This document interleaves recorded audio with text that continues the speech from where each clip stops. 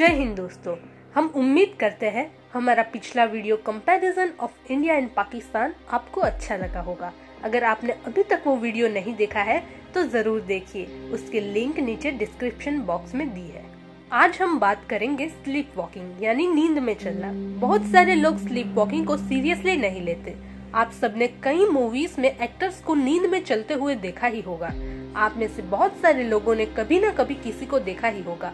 पर दोस्तों, ये जितना सुनने में मजेदार लगता है उतना ही डरावना भी है। दोस्तों, आज हम एक ऐसा ही किस्सा सुनाएंगे। बात है यूनाइटेड किंगडम यानी इंग्लैंड की। 25 जून 2005 को एक 15 साल की लड़की नींद में सो रही थी। अचानक वो नींद में से अपने बेड से उतर जाती है और चलने लगती है और नींद में चलते चलते अपने घर के नजदीक एक कंस्ट्रक्शन साइट पे चली जाती है। दोस्तों, साइट पे जाने के बाद वहाँ पर एक 130 फीट ऊंचा क्रेन रखा था, उस पर वो चढ़ने लगती है। जी हाँ दोस्तों, एक और बार सुन लीजिए, 130 फीट ऊंचा क्रेन।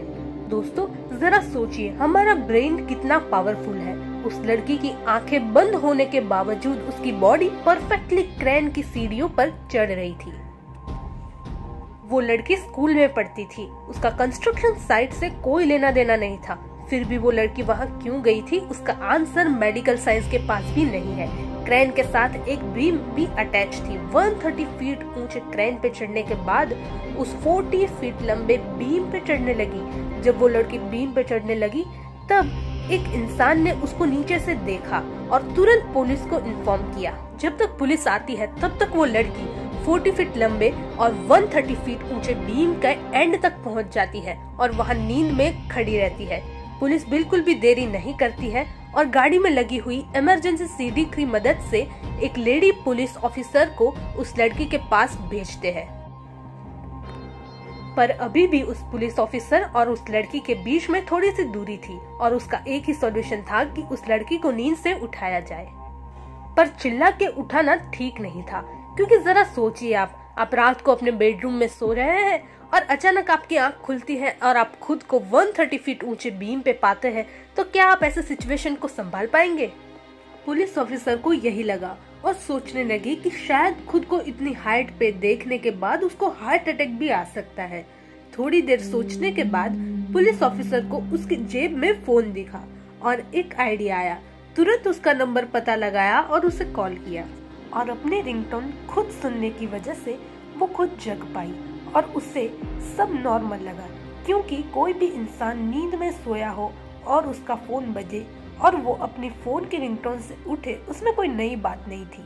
और जैसे ही उसने अपनी आंखें खोली, तुरंत पुलिस ऑफिसर ने उसको शांत रहने को कहा और उसको आराम से बचा लिया, वरना शायद उस रात उसकी जान भी जा सकती थी। अगर कोई इंसान गहरी नींद में चल रहा है और अगर आप उसको नींद में से अचानक उठाने की कोशिश करते हो तो वो इंसान आप पर अटैक भी कर सकता है या तो उसको दिल का दौरा भी पड़ सकता है। अगर आपको इन सब के जवाब नहीं पता तो वीडियो पूरा देखिए। मेडिकल साइंस के हिसाब से स्लीप वॉकिंग कई कारणों से होती है, जैसे कि अल्कोहल, स्ट्रेस, कम सोना और कई मेडिसिन की साइड इफेक्ट की वजह से भी हो सकता है। पर दोस्तों, कई लोगों को तो पता भी नहीं होता कि उनको स्लीप वॉकिंग की बीमारी है। एक रिसर्च के मुताबिक दुनिया में करीब 10 से 12% लोगों की ये बीमारी होती है और छोटे बच्चों जिनकी उम्र 3 से 8 साल की है, उनमें ये बीमारी सबसे ज्यादा पाई जाती है। पर आपको डरने की जरूरत नहीं है, क्योंकि बच्चे जब 10 साल के ऊपर हो जाते हैं तब 95% बच्चों में ये बीमारी अपने आप ही ठीक हो जाती है। अभी ये दूसरा किस्सा सुनिए। बात है यूरोप के एक शहर पेरिस की। वहाँ पे लोकल पुलिस से कुछ मर्डर्स सॉल्व नहीं हो रहे थे, इसलिए उन्होंने रॉबर्ट लेड्रू नाम के डिटेक्टिव को बुलाया। जब रॉबर्ट ने इन्वेस्टिगेशन शुरू की, उसके ठीक दूसरे रात एक एंड्रू नाम के इंसान की एक बीच पर गोली मार के हत्या हुई थी। दूसरे दिन जब रॉबर्ट बीच पर इन्वेस्टिगेशन करने गए तब उन्होंने देखा कि बीच की रेत यानी सैंड की वजह से खूनी के फुटप्रिंट्स आसानी से दिख रहे थे। जब रॉबर्ट ने ध्यान से फुटप्रिंट्स को देखा तो वो एकदम चौंक गए, क्योंकि फुटप्रिंट्स में राइट पैर का अंगूठा गायब था और कोइंसिडेंटली रॉबर्ट का भी राइट पैर का अंगूठा नहीं था। उनका अंगूठा एक एक्सीडेंट में कट गया था। वो बहुत कंफ्यूज हो गए। उन्होंने पिछली रात के बारे में याद किया तो उनको याद आया कि वो रात को सॉक्स पहनकर सोए थे और जब सुबह उठे तब उनके सॉक्स में मिट्टी लगी हुई थी और वो गीले भी हुए थे। और उसके बाद उनको यकीन हो गया कि ये खून उन्होंने ही किया है। ये सभी बात रॉबर्ट पुलिस को जाकर बताते हैं, पर पुलिस उन पर विश्वास नहीं करती है। रॉबर्ट पुलिस को यकीन दिलाने के लिए एक टेस्ट करते हैं। उस टेस्ट में रॉबर्ट को एक कमरे में सोने के लिए भेज दिया जाता है और बाहर एक गार्ड की ड्यूटी लगा दी जाती है और वहाँ पे बाहर सीसीटीवी कैमरा भी लगा दिया जाता है। उस रात को वो गार्ड बाहर सो जाता है और उसके कुछ बाद रॉबर्ट नींद में उसकी गन से उसको ही गोली मार देते हैं। ये सब कैमरे में रिकॉर्ड हो रहा था। कैमरे में ये भी रिकॉर्ड हुआ कि गोली चलाने के बाद ठीक जो पीछे झटका लगता है वो भी रॉबर्ट को लगता है और तो और गोली की आवाज भी आती है, पर फिर भी नींद से नहीं उठते और गोली चलाने के बाद वापस सो जाते हैं। बाद में जब ये सब कोर्ट में पेश किया गया तो जज ने रॉबर्ट को सजा देने से मना कर दिया, क्योंकि रॉबर्ट ने सभी मर्डर्स नींद में सबकॉन्शियसली किए थे, वो होश में नहीं थे। कोर्ट ने उनको सिटी के बाहर एक छोटे जंगल में रहने का ऑर्डर दिया और साथ में एक मेडिकल टीम को भी उनके साथ भेजा।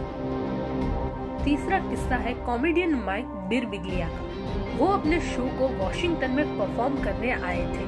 टूर के दौरान वो रात को एक होटल में रुके हुए थे। उनका कमरा दूसरी मंजिल पर था। जब वो सो रहे थे तब उनको नींद में सपना आया और उस सपने में उन्होंने देखा कि किसी ने उन पर गाइडेड मिसाइल से अटैक किया था और वो बस मरने ही वाले थे। हालांकि ये सपना था, पर वो रियल लाइफ में अपने कमरे की बालकनी से नीचे कूद गए। अच्छी बात ये थी कि उनकी जान नहीं गई, पर उनकी कई हड्डियां टूटी थी। मेडिकल साइंस के अनुसार जब हम सोते हैं तब हमें 4 स्टेज में नींद आती है। Stage 1, stage 2, stage 3 and stage 4। Stage 4 को रैपिड आई मूवमेंट भी कहते हैं। ये सारे स्टेज मिलकर एक स्लीप साइकिल बनाते हैं और जब हम सोते हैं ये साइकिल बार बार रिपीट होती है और एक साइकिल करीब 100 से 120 मिनट की होती है। स्टेज 1, इस स्टेज में आप एकदम हल्की नींद में होते हैं। आपको कोई आसानी से उठा सकता है। आपने ये पढ़ाई करते समय एक्सपीरियंस किया होगा।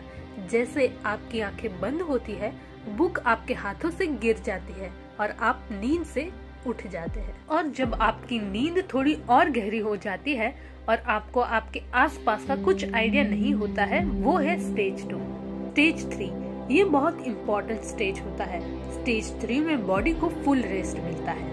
और लास्ट स्टेज यानी रैपिड आई मूवमेंट, इस स्टेज में आपकी हार्ट रेट और ब्रीथिंग इरेगुलर हो जाती है। आपके मसल्स पैरालाइज्ड हो जाते हैं और ये वही स्टेज है जहां हमें सपने आते हैं।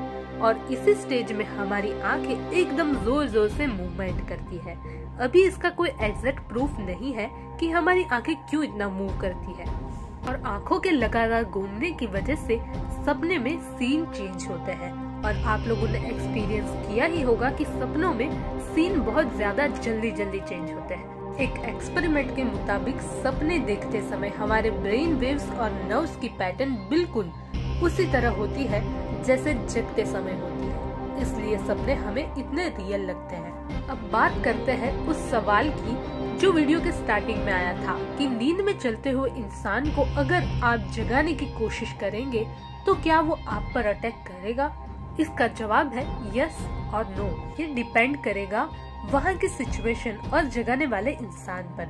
अगर जगाने वाला इंसान अच्छी तरह से जगाता है तो वो अटैक नहीं करेगा। पर दोस्तों, कई केस में ऐसा भी देखा गया है कि अगर किसी इंसान को अचानक नींद में चलते समय उठाया जाए तो उसे मेंटल शॉक भी लग सकता है।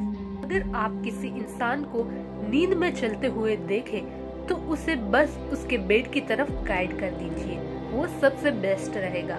पर उसे उसी समय जगाना पड़े तो थोड़ी दूरी बनाकर उस पर पानी के छींटे मारे और उसको शांत रखिए और ज्यादा बातें ना करें। हम उम्मीद करते हैं आपको हमारी मेहनत अच्छी लगी होगी। अगर अच्छी लगी हो तो लाइक जरूर करना और कोई भी फीडबैक देने के लिए कमेंट बॉक्स में कमेंट जरूर करिए। आगे ऐसी ही वीडियोस देखने के लिए चैनल को सब्सक्राइब करें। Thank you.